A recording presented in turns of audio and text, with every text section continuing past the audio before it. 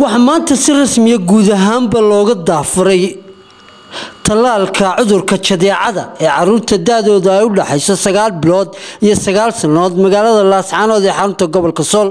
waxaana ka qayb galay gudoomiyaha gobolka Sool iyo waliba xogayaha fulinta maamulka baahda caafimaadka iyo waliba shaqaalaha caafimaadka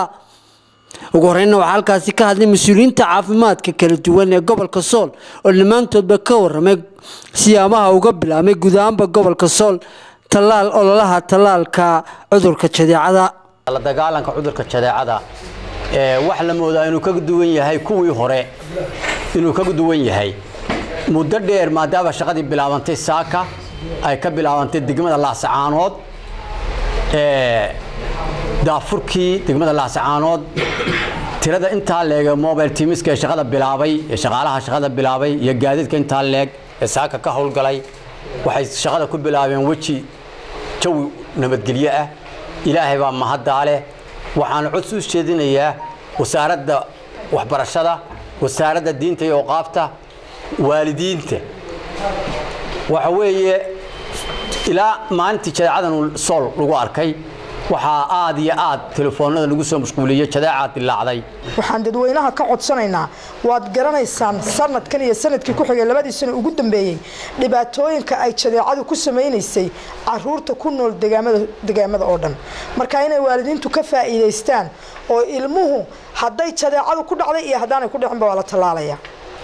farinteedu waxa weeye haday jadeecadu shalay ku dhacday iyo haday maanta ku dhacday ilmihi waa la talaalaya haduu shalay talaalka MCH ka soo qaatay ama meel kale ka qaatay waa la talaalaya xoojin buu noqonaya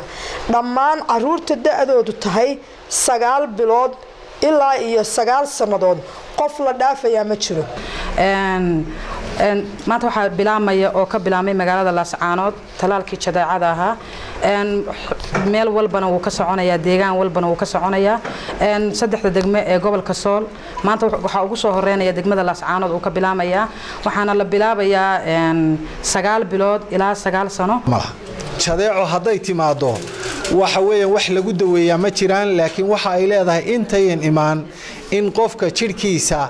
la sii talaalo oo uu xanuunkii uu iska celiyo sidaas daraadeed waxaan jecelahay dadka reer Sool inaan u jeediyo fariin aad u muhiim ah fariintaas waa maxay fariintaas waxa weeyaan waxa la idinka codsanayaa ilmaha da'da 9 bilood ilaa 9 sano u dhaxeeya hadduu guriga joogo iyo hadduu madrasa joogo iyo hadduu iskool joogo iyo hadduu meel kasta joogo inay talaalaan gabagabadiina xogayaha fulinta dawladda hoose degmada Laascaanood Saciid Xaaji Cabdi iyo waliba gudoomiyaha gobolka Sool Cabdi Khayra Dirir ayaa labadooduba ku dheeraaday waxtarka talaalka cudurka jadeecada uu leeyahay bulshada ka dadweynaha ugu baaqaya in ay garab galaan teamkan la shaqeeyaan ubadka inuu talaalo isku wacyi gelino gaar ahaan maamul ahaan waxa aanu mar walba garab istaagana goobaha ay ka adeegaan bahda teamka jadeecadu fiican quruxda badan aad u soo ajiibteen xafladan iyo daafurka cudurka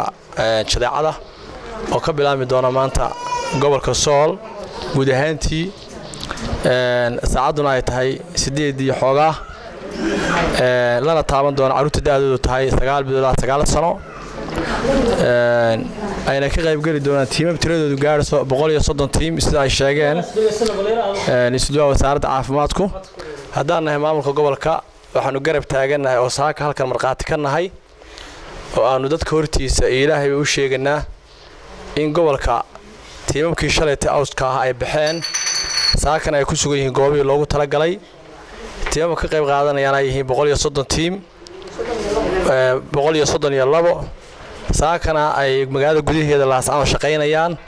goobaha la tagi doono taas waa Barkad Umar Axmed warbaahinta qaranka Jamhuuriyadda Soomaaliland Laascaanood